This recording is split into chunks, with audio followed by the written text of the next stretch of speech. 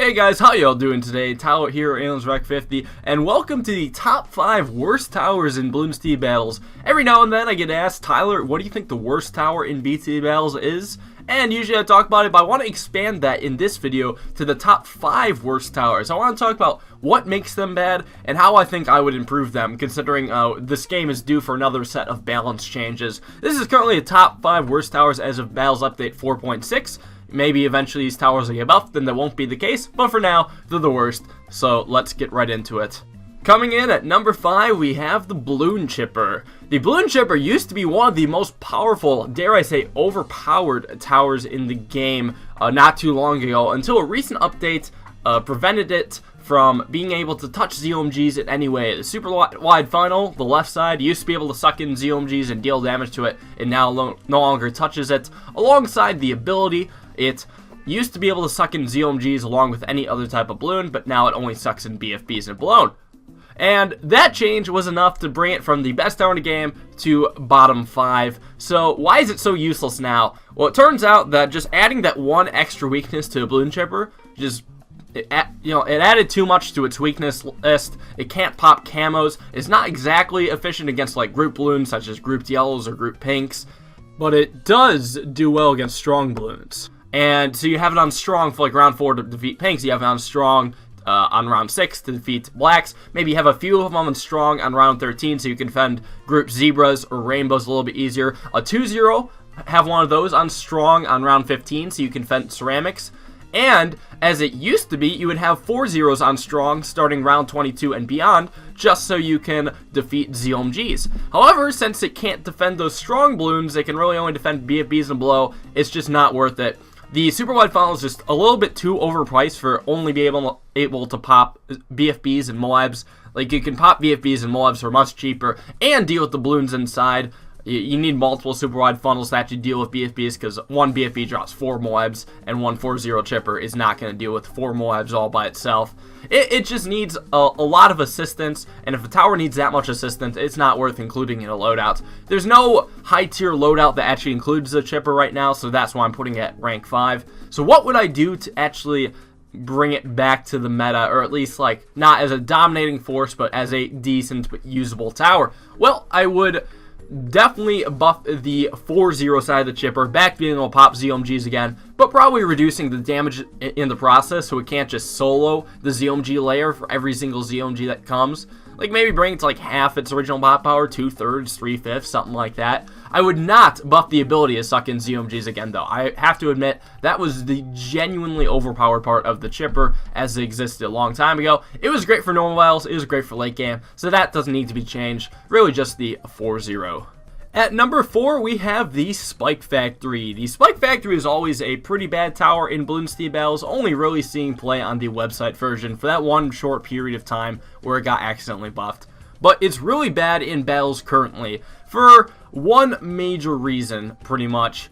It cannot pop group balloons. Battles is all about group balloons. If you're not sending farms, or if you're not building farms, you're sending red balloons, you're sending group blue balloons, you're sending group greens, you're sending group pinks eventually. And if you are going farms, you're sending like grouped Rico rainbows to rush with, you're sending like grouped Vasco Moabs, group ceramics, a lot of group balloons to try to kill your opponent. And the Spike Factory just does not have that much popping power. It builds up a small wall of spikes, and that can, maybe defend like a couple pink balloons, but it's not going to defend anything massive. Now, in BTD 5, the Spike Factory is actually pretty useful because you can put it at the end of the track and there'll be like some space balloons to get by your defense, and sometimes you want to catch that. Or sometimes you only have 1 life in BTD 5, like in poppable mode, and you need to actually preserve it, so Spike Factory will help out. In battles, you always have 150 lives, and you don't really care too much if you leak. And if you die in battles, you don't generally die to random leaking balloons. You die by like thousands and thousands of lives to a ZOMG rush or a Rico Rainbow rush or something large that kills you. Something that, even if you had a Spike Factory, it wouldn't have made a difference. So, speaking of BT5, I want to actually draw this comparison between the BTD5 Spike Factory and the Bloons TD Battles Spike Factory. In both games right here, we have a 0-2 Spike Factory. That's it, just 0-2, and they've both been on the screen for the same amount of time, and they just have their spike piles at constant sizes because they're adding spikes at the same rate that spikes are disappearing. But you'll notice there's an obvious difference here. The 02 Spike Factory spile on BTD5 is so much larger than the one on Battles. What's up with that? Well, in Battles, Ninja Kiwi has it so the spikes created by the Spike Factory, they go away much quicker than they do in BTD5. So there's less lag, I guess. That's the general idea, so you can't just lag your opponent out by placing lots of Spike Factories and winning that way, which is somewhat reasonable. However, the power difference is extremely noticeable because you can defend, much less balloons. We'll notice this difference now when they're taking on a BFB, or the Spike Mines are taking on a BFB. You'll see how much better the BTD5 Spike Factory does than the Bloons TD Battles. Having the spikes deteriorate quicker does make a huge difference, and that was probably the thing I would change for the Spike Factory. Just have the spikes last a little bit longer. So maybe you could use that in conjunction with I don't know, maybe a Wizard or Boomerang, some tower that maybe will leak some balloons every now and then. Boomerang actually might be an excellent tower to use it with because it doesn't usually want to deal with camos, or it doesn't want to always spend the $3,000 for turbocharge unless it's a large rush, and Spike Factory could clean up those camos. Anyways, though, one thing the Spike Factory does do well, and I don't think I'd change too much, is its ability. Spike Factory is a decent 4th tower for longer maps because if the game goes late, you can activate a bunch of Spike Storms, and those will generally do pretty well against groups of ZOMGs. There was some games where I just absolutely dominated with filling the screen with Spike Factories, and those do pretty good damage against the ZOMGs and that kind of stuff, but you still need a tower to support it against group balloons, like the Ice Tower, for example. Ice is probably the best example I can think of this. So yeah, if I was to fix the Spike Factory, I would definitely have these spikes last for a bit longer. Or if Ninja Kiwi is too concerned about the lag that would cause, I would just increase the size of the spike piles to make up for it. Because honestly, it's ridiculous how much worse it is in Battles than in BTD5. Unless it either gets massive price buff or just a spike duration buff to build that wall of spikes. The Spike Factory will never be good, and except as a 4th tower. Alright, coming in at number 3, we have the Monkey Village. The Monkey Village is a tower that literally cannot pop balloons unless you spend $25,000 on it to get the high energy beacon. So for the most part, it doesn't really pop balloons. For a tower that doesn't pop balloons at all, it should have some sort of overpowered ability to make up for that fact, like the Monkey Farm, which provides significant cash inflow to offset the inability to pop balloons. The Monkey Village does not really have that sort of OP ability.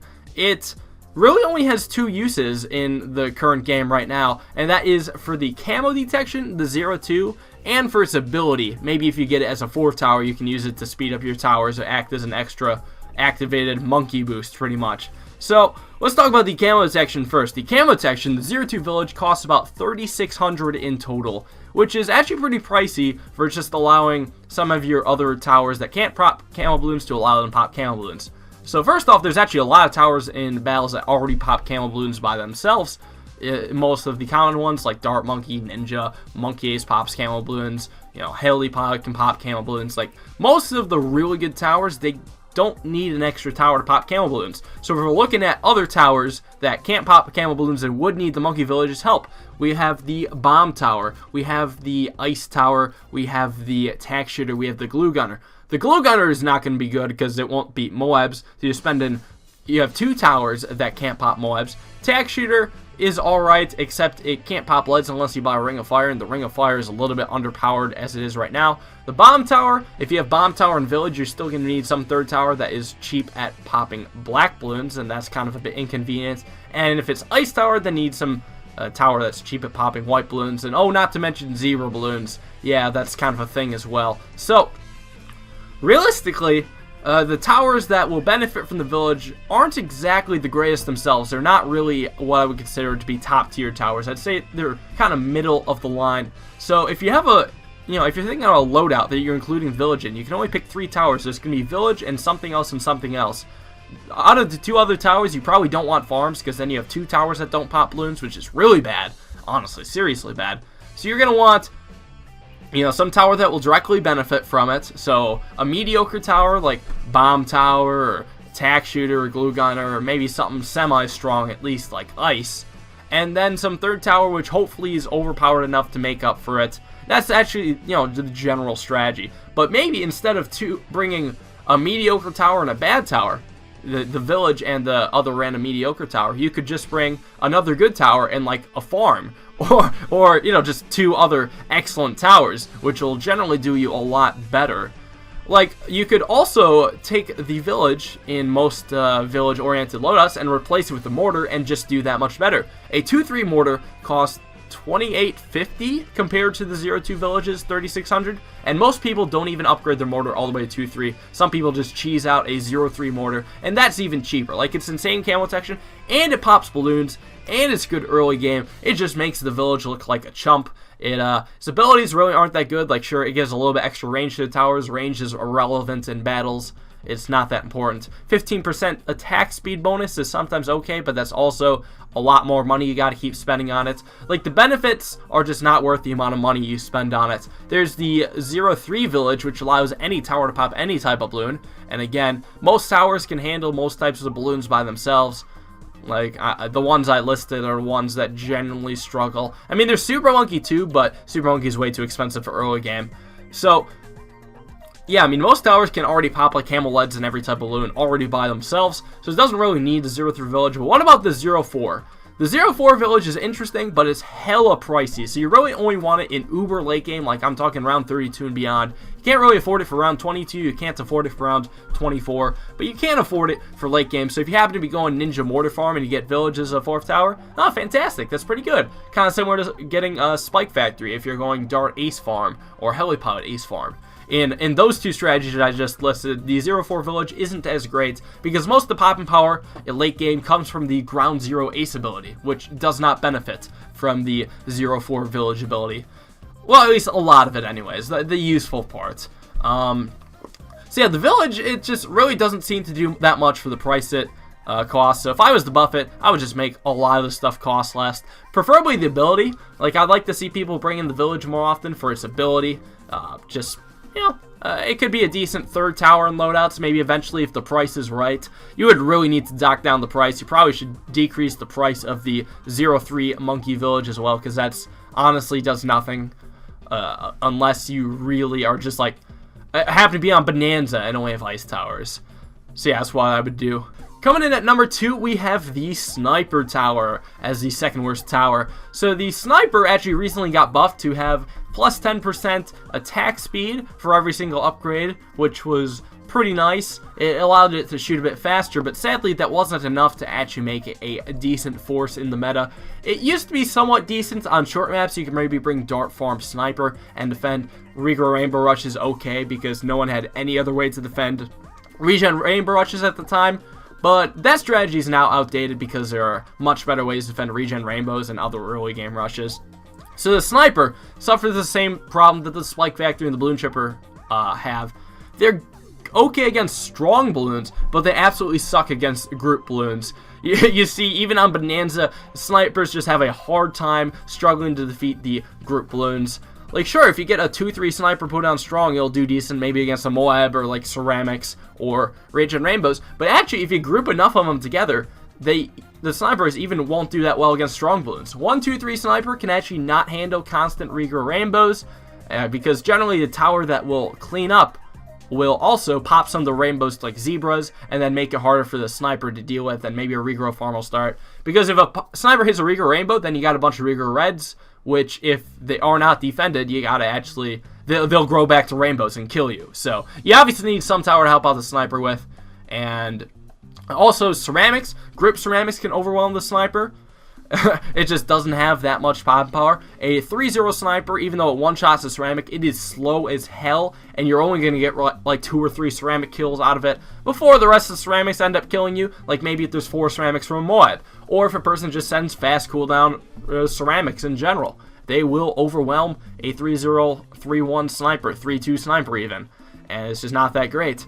The only sniper I think it's worth kind of considering is the 2-3 sniper, but that guy is actually still surprisingly costly for what he does. I swear it's close to like 7,000 in total, maybe a bit less, but it's not a good amount. You don't want to be spending $7,000 on tower that still doesn't solo everything. Like, it needs support, and even then, with the support, it can still sometimes lose to a regen Rainbow Rush. Like, you're just better off getting other towers. The Cripple Moab was considered to be a decent late game option because you could use it to stun ZOMGs.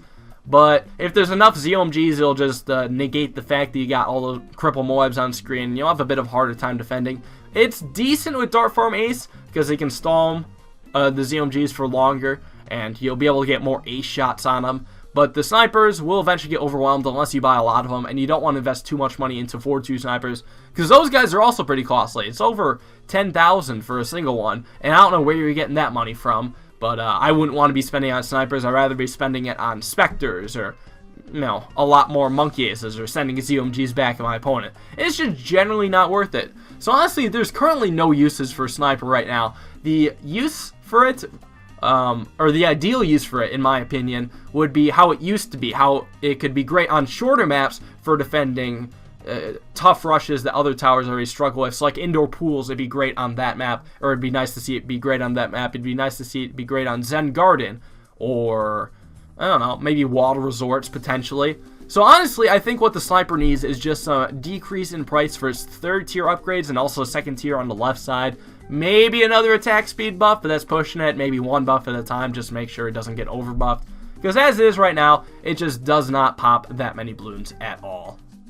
And now for the last tower, but certainly least, the Glue Gunner, which is what I consider to be the most underwhelming tower in Bloon TD Battles currently. So the Glue Gunner, like the Balloon Chipper, just has way too many weaknesses. It's even more weaknesses than the Balloon Chipper. So the Glue can't really reliably see camos. It cannot touch Moabs at all. The Balloon Chipper can at least like touch Moabs and BFBs. The Glue cannot touch those one bit. It also struggles against regrows unless you happen to have a lot of balloons.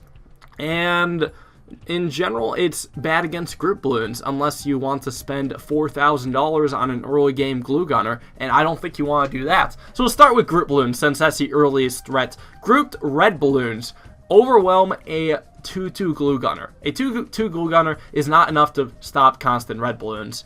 It just isn't, and that's already like $1,500. So if you want to stop group red balloons with Glue Gunner, you got to get the $2,200 upgrade Glue Hose, and then you've officially spent close to $4,000. It's pretty depressing. The good news is that can defend up till yellows. I think it defends pinks as well, but regrows start to give that guy an issue.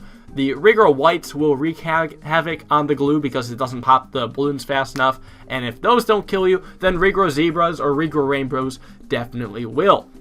So if you want to pop regrow balloons, then you gotta use the 3-2 Glue Gunner on the left side, which surprisingly isn't too bad against regrow rainbows. However, it is $5,000 for a tower that does absolutely nothing to camo balloons. If you want camo detection with that Glue Gunner, and you know you want it, otherwise you're dead, you gotta get either a 0-2 village or 0-3 mortar, which is not only a lot more money you have to spend in addition to your already expensive towers, but it also takes up the tower slot, and neither the mortar nor the village is good against Moab class balloons. So you have 2 towers in your loadout that do jack shit versus Moabs, BFBs, and ZOMGs. So your 3rd tower better be OP as hell, otherwise you're just going to lose on like round 18.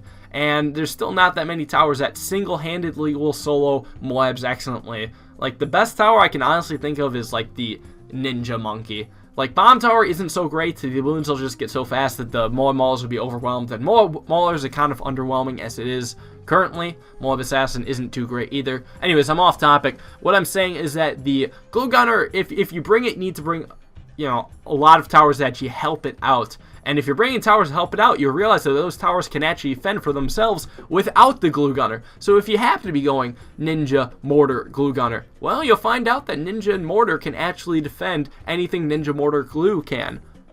So like if you have Ninja Mortar, replace Glue Farm and you suddenly have a better strategy. Replace it with Spike Factory, suddenly you have a better strategy. Replace Glue with literally any other tower and you have a better strategy. That's just how it goes.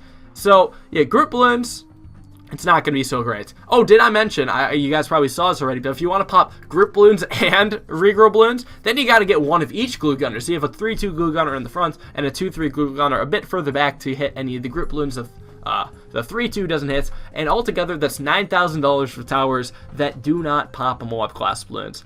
So a lot of people also like to use glue gunners for defending the children of Moabs. Like, oh, we know it helps against Moabs. You just pop a Moab and then the 3-2 glue gunner just destroys it. However, it really only destroys it in Fairy Tale Land. So if you have, like, maybe some Moab assassins perfectly knocking down the BFB and Moabs to exactly ceramics and not touching ceramics at all, yeah, sure, your glue gunners will do perfectly fine. But what about in realistic situations where we don't live in Fairy Tale Land and the towers that you use to pop the Moabs will also accidentally pop the Moabs to ceramics, and then they'll pop Moabs to rainbows, which the glue gunner is going to have a harder time with because there's going to be 2 times as many rainbows as ceramics and 4 times as many zebras as ceramics. They just keep multiplying, so the towers will keep accidentally popping them, and the glue will not be able to get all those balloons unless some other tower helps it out. So realistically, the glue isn't going to be too useful in that scenario. Even if you do spend a decent amount of money, it's just better spent elsewhere. So how would I fix glue? A lot of people are saying, like, allowed to pop Moab class balloons, but that almost may tip it over the edge. Like, it's actually kind of ridiculous how crazy slowing down Moabs or just having a guaranteed glue soak to all the ceramics would be. Like, heck, if I could guarantee that my glue gunner, a 3-2 glue gunner, would glue every single ceramics inside of Moab and BFB, yeah, I'd probably use it in some scenarios. That's not bad, because defending ceramics inside of Moab and BFB, that can be, that can actually be pretty useful. It's hard to do as it is and pretty expensive. A 3-2 glue gunner may be the best option. But if it's guaranteed to soak inside for $5,000, that's pretty strong. That is pretty freaking strong. So honestly, what I think I would do, I would just want to make that guy an early game powerhouse but have no viability late game. So to do that, we would just need to have massive price buffs. Like, I'm talking massive. The 0-0 glue gunner should cost something like $50, or hell, even be free, because it literally accomplishes nothing. Like, if you glue a balloon, sure, it slows it down for a bit, but then you pop the balloon and it becomes unglued, and it only affects one balloon. It's literally worse than any other 0-0 tower. So, it's not that great. And just make all the other, like, 3rd tier and below glue upgrades just cheaper, so it can be a bit more of a powerhouse early game. Again, don't want to tip it too far over the edge, don't want to overbuff it, but that is the direction I would definitely take. And that just about wraps up our top 5 ranking. Let me know what you guys thought. Do you agree with the rankings? Would you put any other towers in there? Would you change up the order? Let me know if you think I got it right. And try to keep it civil in the comics. Usually on videos like this, people come in and start like screaming at me because I insulted the glue gunner or something like that. Big disclaimer, just because a tower is in the worst 5, it doesn't necessarily mean it's always bad. Yes, you can sometimes use a glue gunner. Yes, you can use other towers if you know what you're doing. But what I'm saying, the reason why these are bottom 5, or top 5's worst towers, is because compared to other towers, these towers perform worse. It's like in a head-to-head comparison against literally any other tower, the other tower will do better than the 5 listed in this list. Yes. So, yeah, that's just about it. Thanks, guys, for watching. Hope you enjoyed, and I'll see you guys all in the next video. Peace out.